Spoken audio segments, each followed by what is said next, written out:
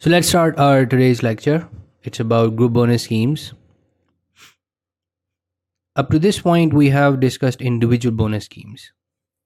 And remember, the basic concept under individual bonus schemes was time saved. And the time saved is calculated by comparing time allowed with time taken. All right. Now, before we learn how to do the calculations in the group bonus schemes, let's understand why we need group bonus schemes, especially when we already have individual bonus schemes. Suppose we have two departments, Department A, and Department A has 4 employees, two, three, 4. And under Department B, we have 3 employees, 3. And these two departments are working together. That means they are working as one unit to produce a single piece of cell phone. Okay? What I meant to say is that they are making a collective effort. That means all 7 employees come together to produce 1 unit of cell phone. So, how it must have been happening, the raw material must have been received by Department A. All 4 employees must have done some kind of process on it. And then whatever the output was sent to Department B. And then the 3 employees of Department B must have processed even further. And then we had a finished cell phone unit. Now, in this situation, as per what we have, as per individual bonus schemes, I am required to maintain a record of time allowed and time taken by each of these 7 individuals of these two departments separately. That means I will maintain 7 different files of record in order to calculate the bonus each individual is entitled to at the end of the period or at the end of a project. Now imagine we have hundreds of employees under Department A and hundreds of employees under Department B, and then I have to maintain the record for every individual separately. You're understanding the amount of administrative task that is required to do this, right? So it's not easy. Rather, I will not be wrong if I say it's almost impossible in certain cases. So now that we have understood that individual bonus schemes are difficult to maintain and can be a headache for administration, do we really have a solution for this? Well, answer is yes. We do have a solution in the form of group bonus schemes, or some books call it, or or it is also called as group incentive schemes. Now remember, under individual bonus schemes, I was calculating bonus for every individual separately, and that requires maintaining record of time allowed and time taken by every employee separately. Under group bonus schemes, instead of calculating bonus for every individual, we calculate bonus for cost centers collectively. How? Let's understand that with the same example that we have on the whiteboard. Like Department A and Department B was working together to make one cell phone, right? Now, instead of calculating bonus for these 7 employees separately, what I will do is I will take these two production centers, Department A and Department B, as one unit, because these two departments are working together to make one product. So what I have done is I have grouped the different departments or different employees as one. Okay. And then I will compare, or I will maintain the record that how much time this group is allowed and how much time this group has taken. Okay. In simple words, I will have the amount of time saved by the whole group instead of each individual. This is much easier to maintain, much easier to control, and much easier to account for as well. How? Let's get in a little more detail.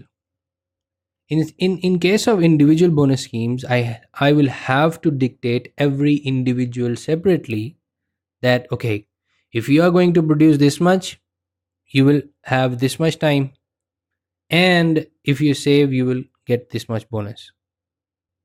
Now in case of group bonus schemes, I will call the production supervisors of department A and department B and tell them that both of you have this much amount of time. Now definitely it will have some disadvantages and advantages as also, but that's not part of our syllabus. We are here to discuss only the calculation of group bonus schemes. Okay, so now that we have understood the concept or the reason why we have group bonus schemes and why they can be better for us as compared to individual bonus schemes, let's move on and let's have a look at one question which will help us understand how the calculation is done.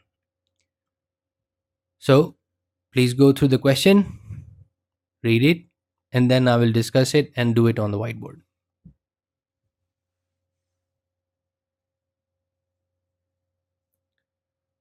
So let's read this question together. Yeti Electric is launching an innovative product. It comes in two variants, freeze breeze and hot frost. Okay, interesting names. The latter can operate as room heater also. Manufacturing of two units require different departments to work together. Following details are available for each department. So we have four departments: molding, assembly, packing, and inspection. And we are given with the details of number of workers under each department, the pay that they are being given per hour, and the hours spent by each worker. Okay, that's an important part. This is work. This is the hour spent by each individual, not seven of them, but by each individual. So we'll have to multiply 7 with 50 and so on. Okay. Output of the most recent week is following. Product freeze breeze, we have produced 2024 units. The standard time allowed in minutes is 45. And hot frost, unit produced are 1680, and the standard time allowed for making one unit is 70 minutes.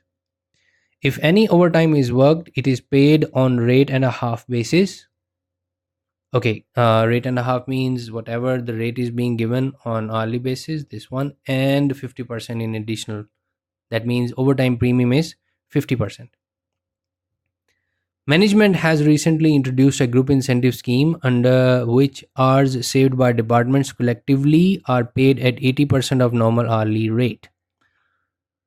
So whatever the time is saved, the reward is 80% of the time of the saved hours. The incentive is shared between departments proportionately on the basis of hours worked by each department. Okay, we will explain that later. Standard weekly hours are 42.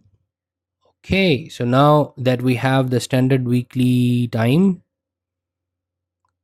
we will compare it with the hours spent by each individual by each individual of each department to calculate the overtime.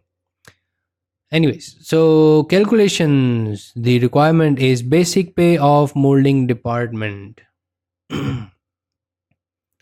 and overtime pay of assembly department, overtime premium of packing department, and gross pay of inspection department.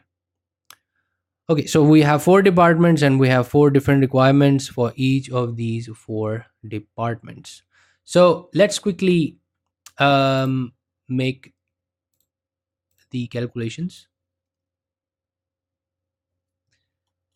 Let's just make a straight line. So we have, so first requirement, basic pay of molding department.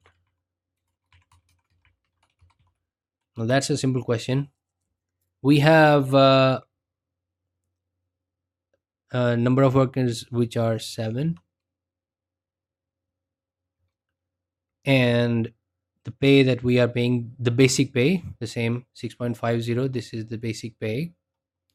So 6.50 multiplied by the number of hours spent by each individual, which is 50. Remember, in order to calculate basic pay, we are calculating on actual hours worked basis. Okay? If you are not clear about that, please go and watch the earlier lectures. It's really important that we understand that basic pay is calculated on actual hours worked basis. So again, we have 7 workers under molding department. Each individual is being paid at $6.50 every hour, and every individual has worked 50 hours. So it gives us 2,275. Simple as that. Moving on to assembly department.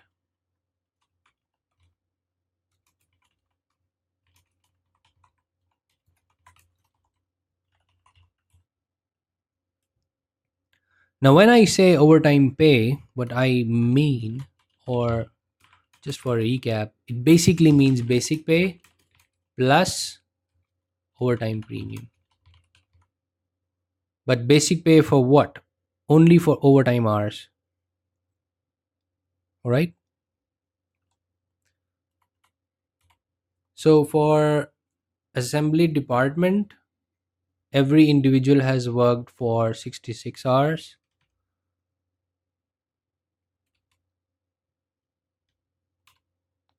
Now, in order to calculate overtime hours, we have to find out how many additional hours over standard time individuals are working.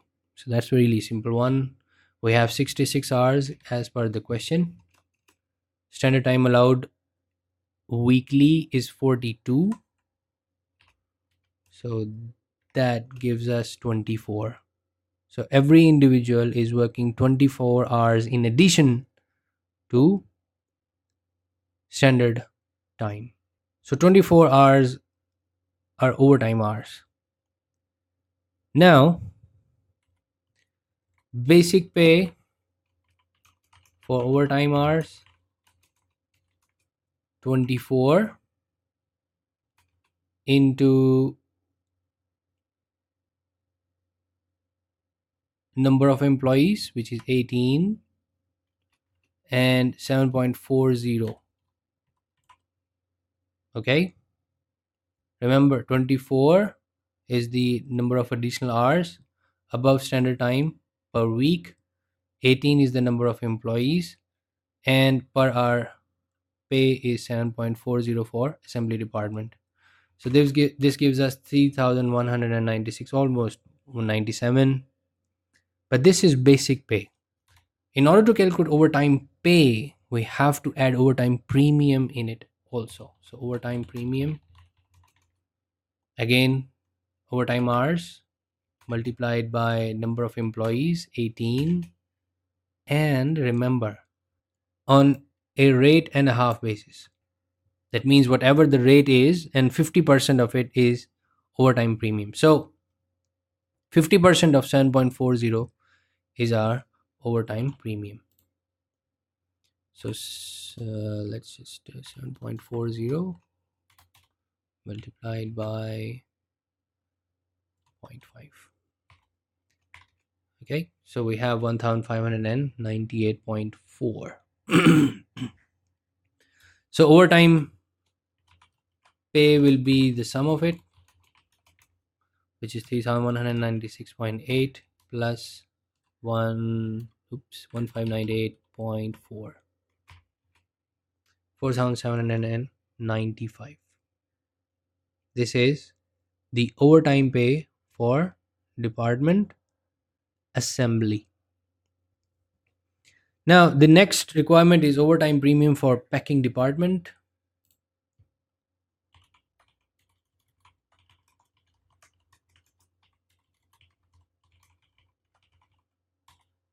Again, in order to calculate overtime premium, I need overtime hours. So each individual is working 63 hours. Standard time is 42. This gives us 21 hours of overtime work. So 21 multiplied by number of employees, which is 12. 5.50 is the basic rate of pay. And overtime premium, as we already know, is 50% of basic rate of pay. So 5.50 multiplied by zero point 0.5, and this gives us a total of 693, which is overtime premium for department packing. Okay, now moving on to gross pay, which is actually the topic of today. Now, in order to calculate gross pay, remember gross pay is basic pay plus overtime premium. Oops. Premium plus bonus pay. Okay.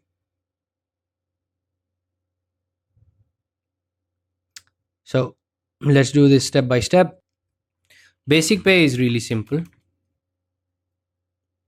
We will take the actual hours worked, multiply it with the number of employees, multiply it with the rate, and we have the total. All right. Then we have overtime premium. Now, in order for overtime premium, again, we have to calculate the overtime hours. So 74 minus 42, this gives me 32. 32 multiplied by number of employees multiplied by the rate, which is 8, and 50% of it is the overtime premium. So this gives me 128. All right. Bonus pay. Now this is a little technical one. In this question, we are not given how much bonus individual can receive. Okay. The policy was for whole group, for all of the 4 departments in totality. So we have to calculate the bonus for whole 4 departments first, and then, as per the requirement of the question, the bonus will be divided on proportionate basis, and the basis that we will use for appropriation is the basis of hours worked by each department. So let's see how this is done. First of all, we need to calculate the hours worked by all 4 departments together. 7 employees, number of hours worked by each employee is 50. Then we have 18, number of hours worked 66, 12, 63, and then we have 1 into 74. Okay, so let's make a total of it. 350 plus 1188 plus 756 and 74. This gives us 2368. So this is the total amount taken in hours by all 4 departments. Now let's calculate how much time was actually allowed for the same amount of production. We produced 2024 units, and for each unit 45 minutes were allowed. So this gives us 91,080 minutes, and in order to convert it into hours, we'll divide it over 60. So that gives us 1518. Next, hot frost, 1680 units were produced. Each unit is supposed to take 70 minutes. This is the total amount of minutes available converted into hours, and this is 1960. Now the total for Total for this is 1518 plus 1960, 3478. So the production for which 3478 hours were allowed, the same production was done in 2368 hours. Loads of hours are saved here. So let's calculate how much exactly. 1110 hours were saved. Okay. Now remember, these hours are saved by all 4 departments, or in other words, the employees working in all 4 departments together. Okay. And I have to find out how much belongs to inspection department only. Now this is where again the question is helping me and is saying that the incentive is shared between departments proportionately on the basis of hours worked by each department. Okay. So well, that mean what that mean is that inspection department had a total contribution of 74 hours in 2368. Okay. And if I multiply it with the hours saved, it will give me the hours saved by inspection department. So 1110, 34.6875. This is the amount of hours saved by, or that inspection department is entitled to. Okay, so 34.69, if I make it 34.69 hours.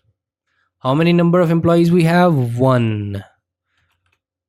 And at what rate are we paying this bonus? Again, in the question, we have the answer, and that is group incentive schemes under which hours are saved by the department collectively are paid at 80% of normal hourly rate. Now, the normal hourly rate is 8. So 80% of this $8 is the reward as bonus for the employees of this department. So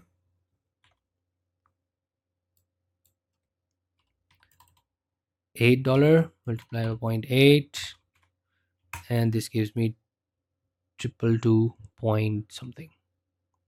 Okay, so gross pay will be the sum of all these 3 amounts, 592 plus 128 plus 222, and this gives me $942. So this is the gross pay of one individual, because we have only one worker under department inspection. So this is the gross pay of that individual. All right, so this is the group bonus schemes, and this is how the calculation is done.